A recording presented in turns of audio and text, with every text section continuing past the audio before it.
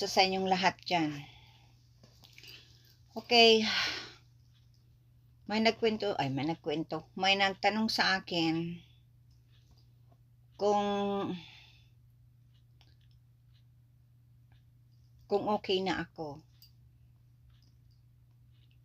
Kasi nakikita na palagi akong nagtatawa, parang okay lang lahat. Sa totoo, para akong nasa death row. O kaya, time bomb. Kasi ano stage 4 cancer, unpredictable yan. Pag nagbaba yung immunity system ko, pwedeng kumalat sa buong katawan ko. Kasi nga, nakalabas na sa tinatawag na boundary line. Kaya, yun ang mahirap. Okay lang kung stage 1, stage 2.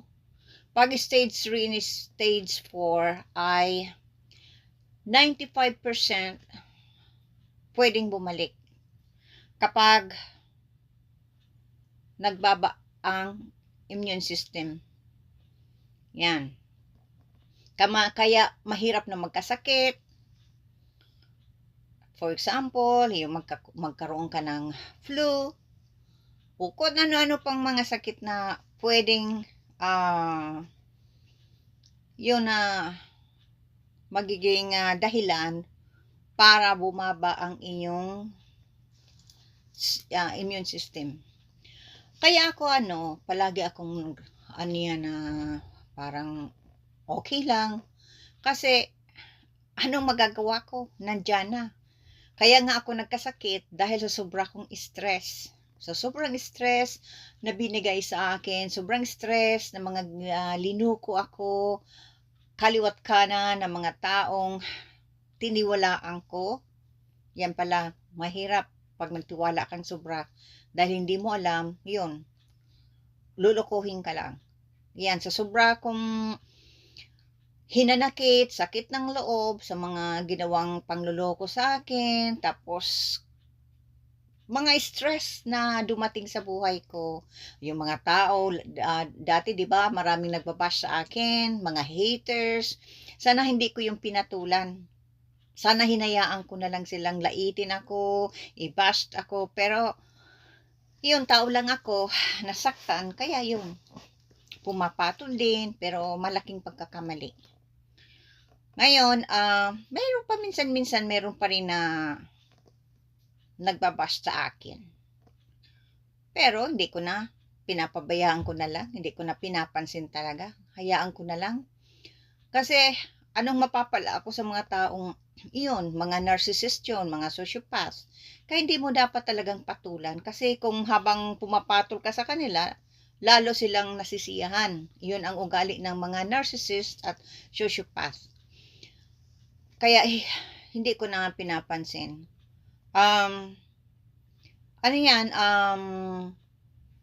Ayoko ma-stress. Kasi, yan ang dahilan kung bakit ako nagkasakit. Sobra kong stress. Kaya, pag nagbibigay sa akin ng stress, hinahayaan ko na lang. Pinapabayaan ko na lang. Kasi ano naman mapapala ko kung kung maapektuhan ako, paapekto ako. Kaya yun.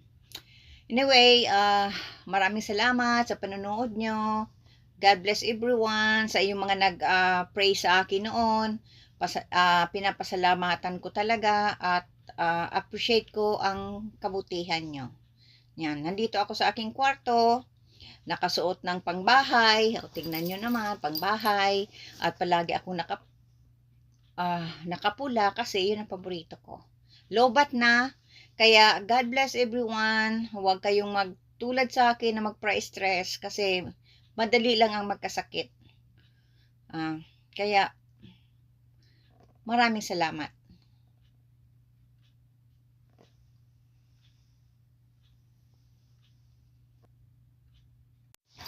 Hello. Okay. Nung nagkasakit ako, September 5th, Sunday, 2021, nashock talaga ako na nagkaroon ako ng carcinoma, ovarian cancer stage 4. Pero maraming hindi naniniwala sa akin. May mga pamilya ako, ibang pamilya, na hindi naniniwala na meron akong cancer. Ang sabi nga, ano lang daw na nagpe-pretend lang ako, kailangan ko ng attention, kailangan ko ng publicity. Yun, pero wala naman daw akong sakit at ano daw, na misdiagnose daw ako ng doktor ko. Hindi daw totoong may sakit ako. Hindi nga talaga ako pinaniwalaan. Kasi akong tao na kahit ako hirap na, hindi ako nagpapakita na ano yan, kawawang-kawawa ko. Kaya habang kaya ko pang kumilos, nakilos ako. Habang ako nagkikimo, hindi ako nagpapakita sa mga anak ko. Ayoko nilang makita ako na gano'n ang sitwasyon ko. Yun. Kaya, ang akala nila, kasi kahit ako mayroong sakit, ay hindi naniniwala na mayroon akong sakit. Kaya yun nga, naisip ko, wala na akong pangarap sa buhay. Hindi, yun na lang, kumain, manood ng TV, mag-video, magpanood ng TikTok, manood ng mga vloggers, manood ng mga mga simba, mga sa TV, yung sa YouTube, at mga sa mga manonood ako ng mga vloggers tungkol sa mga artista, yun. Pero wala na yung mga pangarap kong iyon. Wala na. Hindi talaga yung para sa akin. Dahil kung para sa akin yun, sana hindi ako naloko kaliwat kanan. Noon pa lang magiging okay na. Noong in 1994. At hindi rin ako maluloko noong 2009 ni Paulo Buera na Peking director. Yan, hindi ako maluloko. At kung ano-ano, sino-sino pang nangloko sa akin, hindi ako maluloko. Kaya lang, yun talagang naging kapalaran ko. Yung tulad ni James,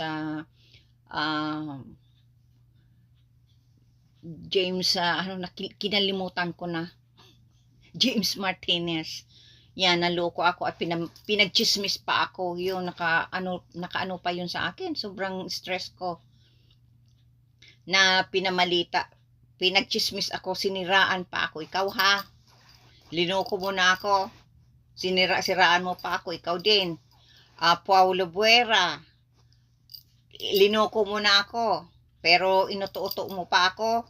Kayong mga nangloko sa akin. Pero siniraan nyo ako. Pinagkukwento nyo na yung nagpalinis kayo sa sarili nyo. At alam nyo, naliloko nyo ako. Nandito sa akin ang mga resibo ng mga pangluloko nyo sa akin.